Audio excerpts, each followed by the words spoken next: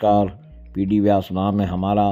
आप देखना शुरू कर चुके हैं नारी दूत। मंगलवार शाम रॉयल मित्र मंडल आचार्य सुराणा मोहल्ला बीकानेर द्वारा केंद्रीय मंत्री एवं बीकानेर लोकसभा क्षेत्र से भारतीय जनता पार्टी के प्रत्याशी अर्जुन राम मेघवाल का स्वागत व अभिनंदन कार्यक्रम नगर निगम के पूर्व सेवानिवृत्त अधिकारी अनिल आचार्य द्वारा रखा गया था। आपको बता दें कि अनिल आचार्य पूर्व जिला अध्यक्ष व भारतीय जनता पार्टी प्रदेश कार्य समिति के सदस्य सत्यप्रकाश आचार्य के छोटे भाई हैं।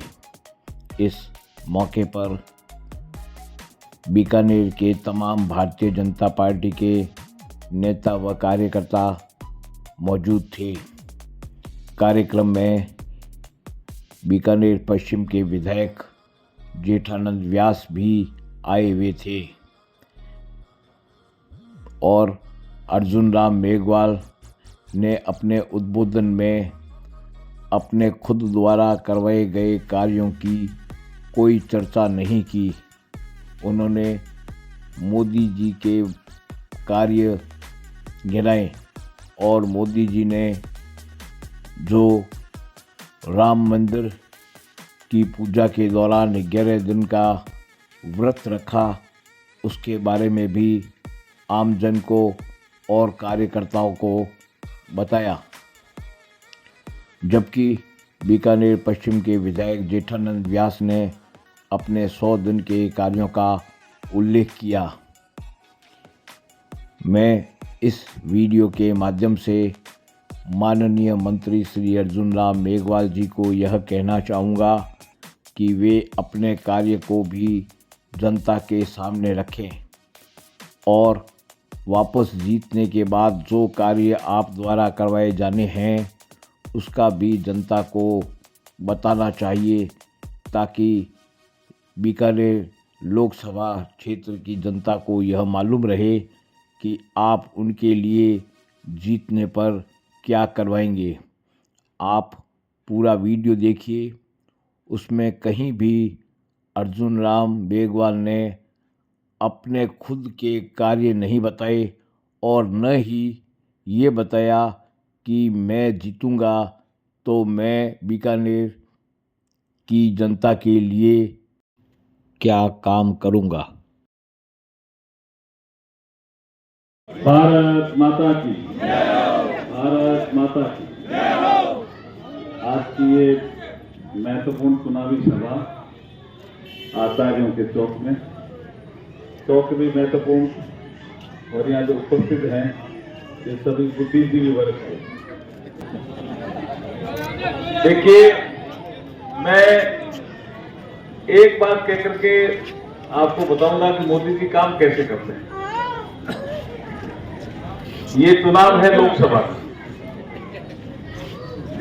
ना ये पंचायत का चुनाव है, ना पंचायत समिति का, ना जिला परिषद का है, ना नगर पालिका का है, ना नगर परिषद का है, ना नगर निगम का है, ना विधानसभा का है। ये लोकसभा का चुनाव है, 18वीं लोकसभा। 543 हमारी लोकसभा की सीटें होती है। बहुमत का आंकड़ा 272। जिस दल को 272 से ज्यादा सीटें मिलेगी उस दल का एक नेता चुना जाएगा और उसके बाद राष्ट्रपति जी के पास एक रिक्वेस्ट जाएगी कि हमें बहुमत मिला है, हमारे दल के नेता ये हैं, तो राष्ट्रपति जी उनको प्रधानमंत्री जी की शपथ के लिए आमंत्रित करेंगे। उनको एक समय देंगे कि लोकसभा में आप बहुमत सिद्ध करें 10 दिन में, 15 दिन में, 20 दिन में। ये प्रक्रिया है संविधान के अनुसार। अब कभी कभी कांग्रेस अड़ावे कि मैं रात बनाऊं, थाने में सत्यप्रकाश जी कह रहे, अशोक जी थाने में कह रहे रात बनाओ। अब उन्होंने 272 आदमी खड़े नहीं किए, रात कहां से बनाएंगे, मेरी ये समझ में नहीं आ रहा है। 272 खड़े नहीं किए, 230 है, कोई क्या 36 है, कहीं यूं ज्यादा खोल। लेकिन हम राजस्थान में बैठे हैं, यहाँ 25 कैंडिडेट नहीं मिले उनको, किस चीज का राज बनाएंगे भाई। वो कह रहे हैं कि नहीं, हमारा सीकर में कम्युनिस्ट पार्टी से समझौता है। चलो समझ में आता है। तो फिर आपका कम्युनिस्ट पार्टी से समझौता है, तो केरल में राहुल गांधी के सामने कम्युनिस्ट पार्टी चुनाव क्यों लड़ रही? ये तो प्रश्न खड़ा होता है ना कि नहीं होता है? ये होता है। और कभी कहते हैं हमें, हमारी जो भारतीय आदिवासी पार्टी है उसको आजकल शॉर्ट टर्म में बाप कहते हैं कि बाप से समझौता है। और डूंगरपुर बांसवाड़ा में एक अरविंद डामोर करके कैंडिडेट को टिकट दी थी कांग्रेस ने, उसका फॉर्म भरवा दिया, उसके बाद 10 दिन प्रचार कर दिया और विड्रॉल के लास्ट दिन 2 घंटे पहले कहा विड्रॉल करो। उसने कहा मैं नहीं करता, मुझे टिकट क्यों दी, मेरा फॉर्म क्यों भरवाया, और अब मैं विड्रॉल नहीं करता। तो वो भी खड़ा रह गया। तो कैंडिडेट कांग्रेस का खड़ा है, उसके पास चुनाव का निशान हाथ है, पंजा, ठीक है। और कांग्रेस कहती है कि भारतीय आदिवासी पार्टी को वोट करो। कैसी दुर्दशा हुई थी कांग्रेस की? ये तो दुर्दशा ही है भाई, और क्या है। एक आदमी जो लंदन में बैठा था उसको टिकट दे दी, सुदर्शन राउत राजसमंद से। वो टीवी पर आयो, वो कह मैं मांगी कौन भी बने देव क्या टिकट थे, मैं कह मैं मांगी कौन नहीं भाई। तो यहाँ राजस्थान में जहां सीधी टक्कर है बीजेपी और कांग्रेस की, यहाँ 25 खड़े तो कर लेते भाई। या 20 में चुनाव लड़ रही कांग्रेस से। राज का कोई विषय नहीं है। हमारे विश्लेषण करता मोतीलाल जी हर कभी कभी मुझे कहते हैं कि 400 पार नेड़ा पहुंच जाओ। मोतीलाल जी नेड़ा पहुंच जाओ, मन लगे खाना नहीं लगे पार है ना। तो मैं कहना चाहता हूं इस मंच के माध्यम से कि कांग्रेस लड़ाई लड़ रही है कि अब की बार 40 पार, भाजपा लड़ाई लड़ रही है अब की बार 400 पार। इतना अंतर है, इतना बड़ा अंतर है कि कहीं नजदीक ही नहीं है। इसलिए कांग्रेस को तो वोट देकर के खराब करना है। अच्छा हमारे सामने लड़े दिखाई के चुनाव लड़े हमारे सामने, भाई साहब कह रहे नाम ही मत लो, कौन लेना, हाँ कौन लेना। देखे और अर्जुन मेघवाल मोदी जी के खन्ना बैठो, हमारा समझ में कोई आलोचना है, प्रशंसा है, कहीं है। अरे भाई आपको अगर कोई बैठा है मोदी जी अपने पास, तो आप बैठो भाई। मोदी जी के पास हर कोई बैठना चाहता है। मोदी जी के साथ चलना, मोदी जी के पास बैठना और मोदी जी से चर्चा करना खाने की ढाल है भाई साहब, ये छोटा काम नहीं है। क्योंकि नरेंद्र मोदी जी सर्वाधिक लोकप्रिय नेता है संसार के। ये हम नहीं कह रहे हैं, एक अमेरिकन एजेंसी ने सर्वे करके कहा कि सबसे लोकप्रिय नेता कौन, तो 78% मार्किंग से नरेंद्र मोदी ही 7-8 साल से सर्वाधिक लोकप्रिय नेता बने हुए हैं। उसमें अमेरिका के राष्ट्रपति का भी सर्वे होता है। और यशस्वी प्रधानमंत्री भी है और तपस्वी प्रधानमंत्री भी है।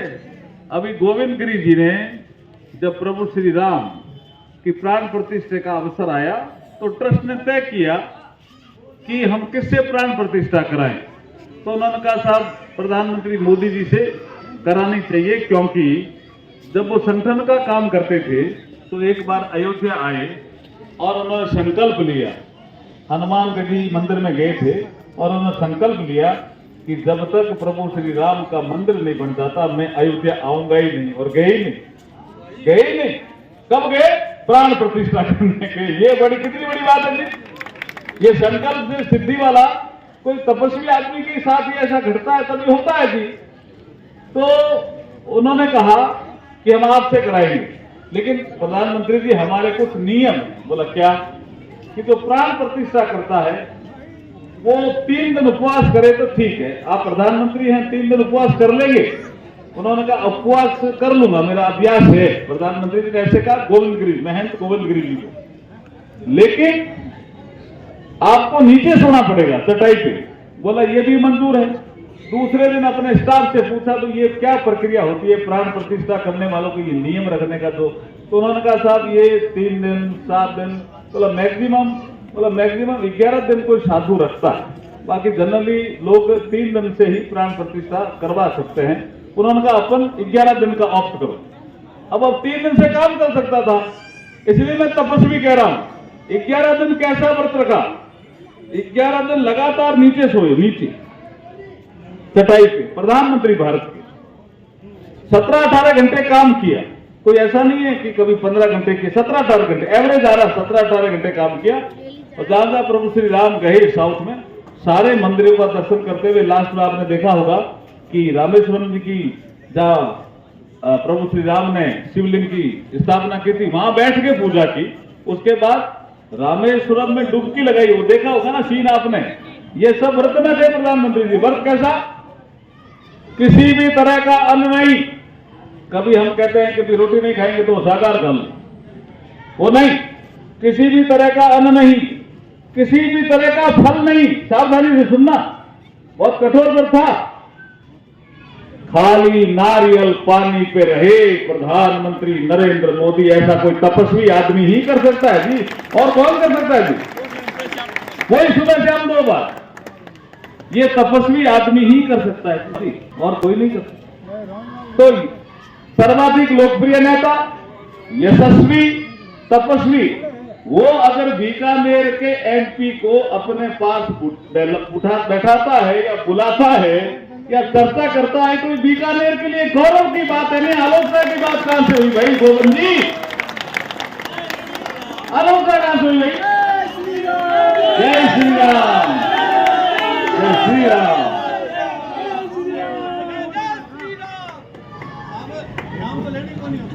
लेकिन अब यहाँ कहो तो ले लो, पूर्व मत लो। अब इनके साथ में फौरन बढ़ने का, ये हमारे लोकसभा के संयोजक हैं। चेतानंद जी आओ भाई साहब। कांग्रेस आई है।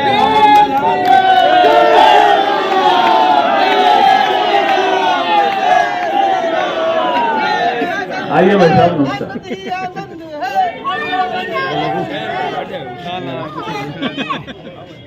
आनंद ही आनंद है।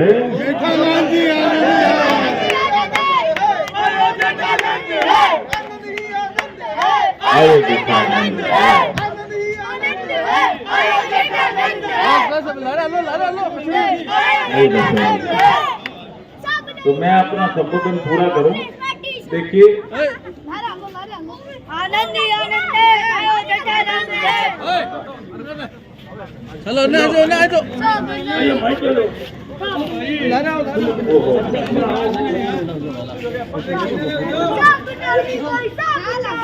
एक विषय में रखता हूं आपसे, यहाँ के विषय निकला है।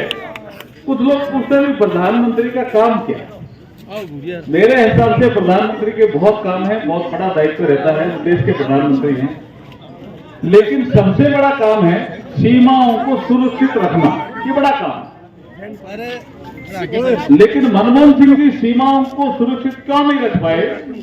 जब कभी भी पाकिस्तान आतंकवादी घटना करता था तो मनमोहन सिंह जी के मन में आता था कि मैं कुछ करूं। लेकिन जैसे ही वो अपने कंट्रोलर सोनिया जी से पूछते या राहुल गांधी से पूछते तो वो मना कर देते, क्या मत करना मनमोहन सिंह जी, इससे पाकिस्तान के खिलाफ अगर हम कार्रवाई करेंगे तो पाकिस्तान के जो मुस्लिम देश है, जो हमें तेल बेचते हैं, ये नाराज हो जाएंगे।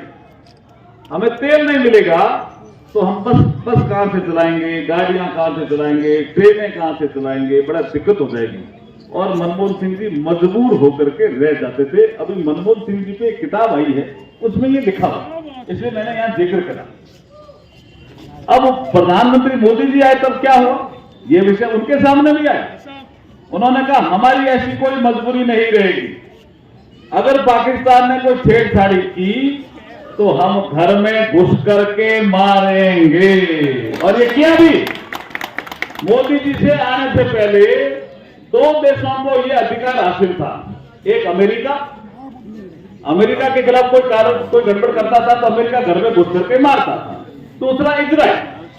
तीसरे किसी देश को यह अधिकार हासिल नहीं था। अमेरिका पंचायती करता था, नहीं तुम नहीं करोगे, जर्मनी को भी, फ्रांस को भी, इंग्लैंड को भी, जापान को भी, नहीं यूएन में आओ।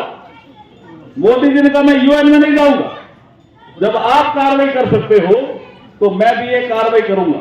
तो अमेरिका को भी समझाया, इंग्लैंड को भी समझाया, यूएन को भी समझाया। जैसे उरी और पुलवामा हुआ तो प्रधानमंत्री नरेंद्र मोदी जी ने पाकिस्तान में घुस करके जब से पाकिस्तान को मारा, पाकिस्तान आज तक भाई साहब सूख गई कौन है, बोले कौन।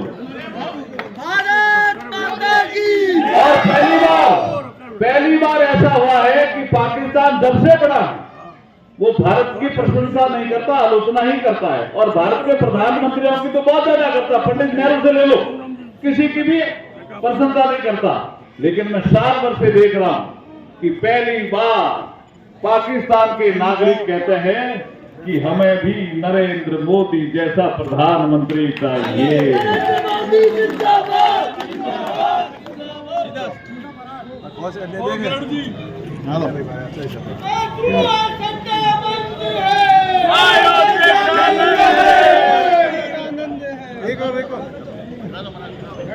अब नरेंद्र मोदी जी ने उसका क्या किया, तेल वाला विषय, ये आप क्योंकि जागरूक नागरिक हो, ये विषय चलना चाहिए। मैं उस समय हैवी इंडस्ट्री में मंत्री था, हम सबको बुलाए कि भैया अब तेल बेचने वाले देशों की शर्तों से हम परेशान, इसका कोई अल्टरनेट ढूंढो।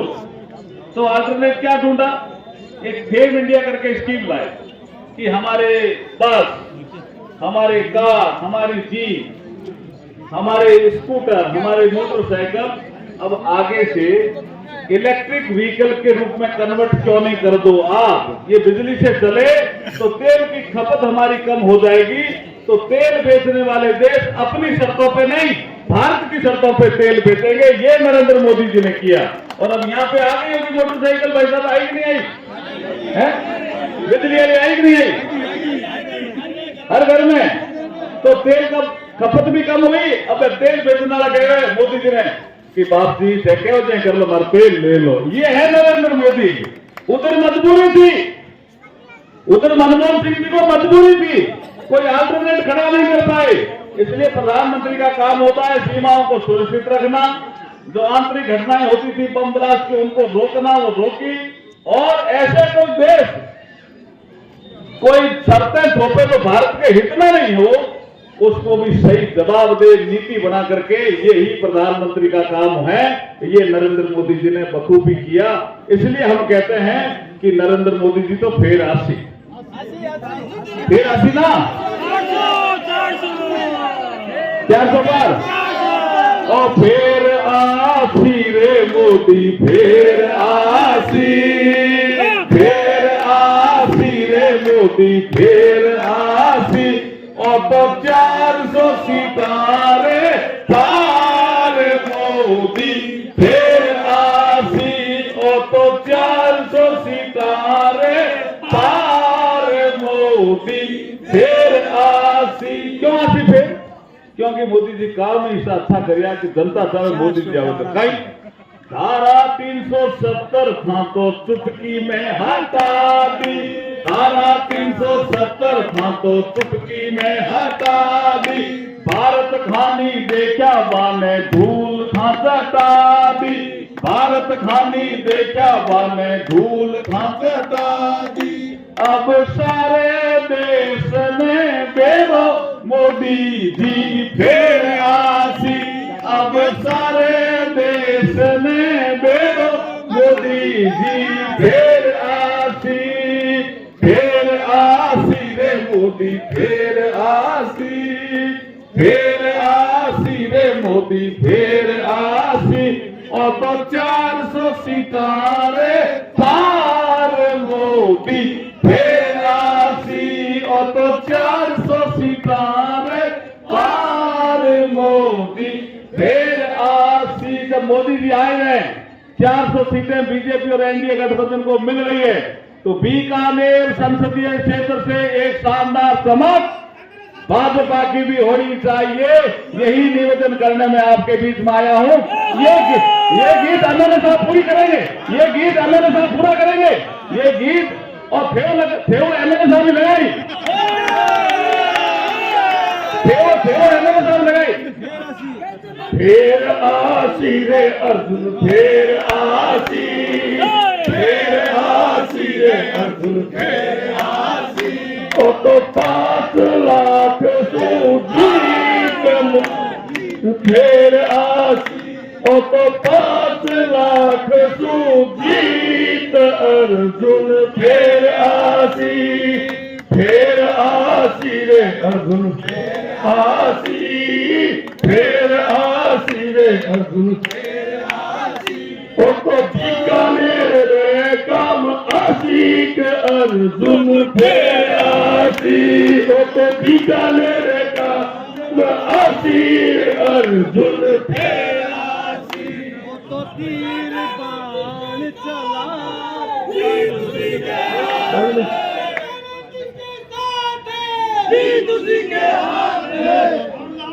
भारत माता की, भारत माता की, वंदे वंदे वंदे, जय श्री राम, जय श्री राम, जय श्री राम। मां भारती के चरणों में नमन।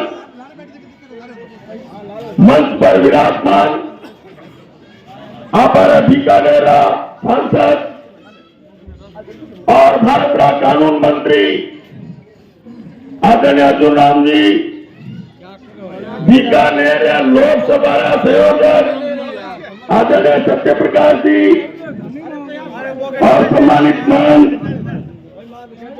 सामने विराजमान हमारा पिता तुल्य युवा साथी और सुनने वाली भारतीय शक्ति,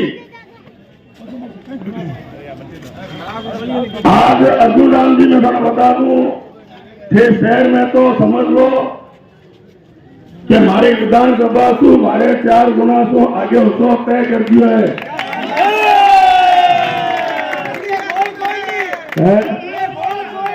कोई नहीं, 100% रजनी, 100% रजनी।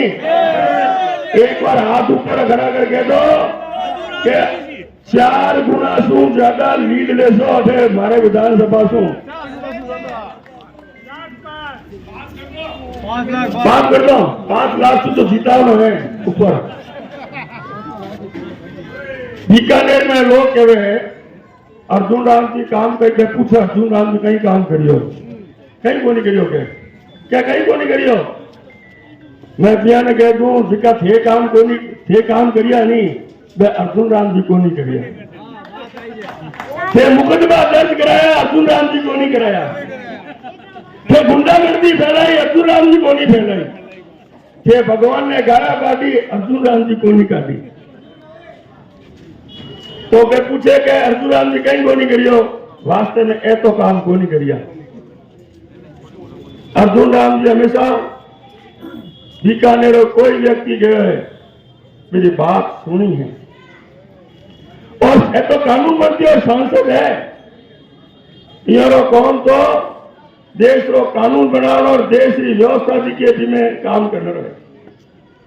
लेकिन मैं एक दिन गया तो बीकानेर एक आदमी बड़े फोन किया, अर्जुन राम जी ने कहे मारे घरे खाली नाली बनी तो नहीं। अर्जुन राम जी फोन कर जो कानून बनावे जो एक नाली बनवा दी, नाली बनवा दी। कहते था नाली कोई भी आने गए इतना सरल स्वभाव सांसद बीकानेर ने मिलिया। पहला सांसद ने कोई को जान तो कोई बता दे। और आज सांसद में बच्चों जाने क्यों जाने, जनता रे बीच में रहे। हर एक आदमी के मारा है, हर एक आदमी जावे कि डिजाइन लिख दो, आगे डिजाइन के फोन कर दो तो और फोन कर दियो बोल कि हमारा बड़े मंत्री शू कहोगे दिल्ली में कि दिल्ली आ जाओ, और दिल्ली आज हमारे घरे रुकिए। और बथे युवराज का धर्म पत्नी जी है नहीं, मैं जाऊं तो हरिक ने पहला रोटी लो पूछे कि रोटी खाई नहीं थे, सबरो पूछे थे। और एक कथे भी जावे बीकानेर सु बाहर या राजस्थान सु बाहर या भारत सु बाहर, जब राजस्थान सु बाहर जावे या बीकानेर से बाहर जावे, बीकानेर व्यक्ति मिल जावे तो ए लागे मारे घरों आदमी आए गयो। इतो प्रेम इतो स्वभाव, वो व्यक्ति आपरो कैंडिडेट है। और ये सामने जिको है नहीं वो तो समाज में तोड़ने में लागू रहे कि समाज में आपस में क्यों लड़े। हाँ अब भी तोड़ रही है वोटों सु साफ ही कर देना है। हाँ तो कुल मिला वो तोड़े समाज में और अर्जुन राम जी समाज ने तो समाज ने जोड़े जी के जीताणो है और बीकानेर पश्चिम विधानसभा सुने कौन भेज तुम अर्जुन राम जी जितनी लीड में लिए जिसको 4 गुना थे लीड देसो ये सगड़ा लाग गया है हर घर में हर गली गली में लाग गया है। और अनिल जी तो बड़ो कार्यक्रम किया था, अनिल जी ने धन्यवाद है कि एक चेतना जारी कर दी अनिल जी। वहां पे तो कौन करे लारी बैठे हमेशा तो कुल मिलाकर मारो फेर थोड़ा निवेदन है क्योंकि बीकानेर में जिसका काम होना चाहिए करिए और मैं थाने पहला भी मारो थे स्वागत करियो मैं आ कहो मैं थारो मान सम्मान को नहीं गिरन दूं आज भी भाई बात करियो मारे कहने जो भी आयो है मैं मेरी बात सुनी है और जितो बैसू हुए मैंने हल करने का प्रयास करिए और मेरे को चैलेंज दूं कि मैं जितो 100 दिन में काम करिए और लारे जितना भी विधायक रहे हैं मेरे खास दिलो 100 दिन में कितना काम किया मैं कितना करिए कंपेरिजन कर लिया और 5 साल में मैं तुमको काम कर सकूं थाने बता दूं सैटेलाइट अस्पताल जिसके शहर में है सैटेलाइट अस्पताल अपने शहर में है केवल जिला अस्पताल नाम रही थी आज बैठे देखा सोनोग्राफी रो शुरू हो गयो डिजिटल एक्सरे मशीन आई गई है और सब बड़ो ऑपरेशन की बैठे हो गया है बार क्या बात है तालियां हाँ और 2 मशीनें और आ रही है 35 लाख भी जो बीकानेर शहरी सब जांचा अथे सैटेलाइट में होती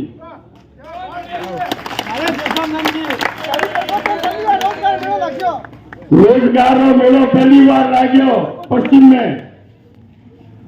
में रोजगार मेलो कभी को लाग्यो और जिसमें 321 युवाओं ने बठे ही रोजगार मिलियो 150 रो इंटरव्यू में गयो और 125 बात की है लॉन्ड्री प्रक्रिया शुरू की और 6 बहनों ने MOU में काम मिलियो तो अभी कुल मिलाकर मैंने 5 साल बहुत काम करना है बीकानेर को बहुत काम करना है मैं चुनाव में कहो तो कि अपार थे इरो वीडियो बना लो लोड कर लो और 5 साल बाद लोड करिया कि बीकानेर में कितना काम मुझे बता दिया शहर पश्चिम विधानसभा में तो बहुत काम करना है लेकिन वो काम मैंने सहयोग जज मिलसी फुल सहयोग जज मिलसी अर्जुन राम जी अच्छे वोटर को जीत दिल्ली जीत गया बीकानेरी पहचान अर्जुन राम जी बनाइए संसद में एक ही पहचान व्यक्ति दिखे और बीकानेरी पहचान बनाइए क्या सांसद का तरह है कि बीकानेर और पूरे देश में ये पहचान बनाइए जैसे भी जावे नहीं कोई पूछ लो कि कठे रहो बीकानेर अर्जुन राम जी सांसद में बखेरा हो गया वो पहला पूछे और अभी भी अपनी पहचान बनानी है कि भारत में सबसे ज्यादा वोटर से गुण जीतियो आप पहचान बनानी है सगड़ा ने मारा हाथ जोड़ निवेदन है और जिका पर लोग है बिना बता दो कारणों के वो थाने कई लोग तो भगवान जाए एर वास्ते मारो फिर निवेदन है कि 5 लाख जिताना आपस सबसे इतना बड़ो आगे आज तक कुछ नहीं बोली भारत माता की